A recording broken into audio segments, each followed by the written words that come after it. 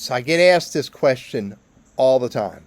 Should I use Google Password Manager or should I use a third-party password tool such as LastPass?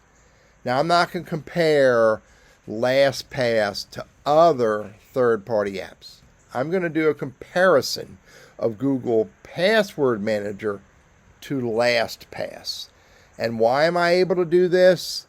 Because I've used Google Password Manager for many years before I switched to LastPass, and I've been using LastPass for my businesses and my personal use for going on about 10 years now.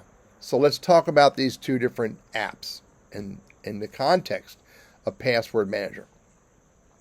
First of all, Google Password Manager. Let's talk about that. It only works with Google Chrome. It doesn't work with any other browsers or apps. Yeah, you can store passwords in Google Password Manager if you want to, but you've got to jump into it to find it. And by the way, it's not easily accessible. It's not right on the front of Google Chrome or Google for you to get to it easily. You've got to go into your Google settings to find the passwords you've saved. Google Password Manager is specific to a single Google account, not across multiple accounts. So if you're using multiple Google accounts, you're not going to be able to get the passwords for a Google account from the other Google account again without having to jump through hoops and to use Google Chrome profiles. Google Password Manager is not easily accessible for you to review passwords, or add new entries manually. Google Password Manager and LastPass will both suggest strong passwords, which is a positive tool. I use strong passwords in LastPass all the time rather than come up with them on my own. Google Password Manager is subject to you losing your Google account. Now, I get it. LastPass is subject to you losing your LastPass account.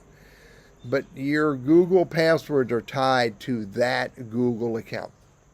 Google Password Manager is secure if you're using email and phone recovery and two-factor authentications and you're saving your backup codes.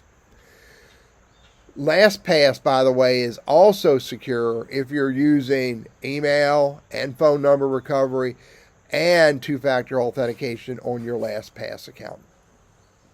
Google Password Manager becomes easily accessible to a responsible party only after an inactivity a number of months, or you're sharing your Google account password with a trusted party. Now let's talk about LastPass. LastPass is a browser extension as well as a website that you can access through a browser as well as through an app on any device. LastPass works on PCs, it works on Macs, it works on tablets, and it works on your mobile devices. LastPass easily stores website as well as app passwords. LastPass is fantastic for securely storing all types of confidential data.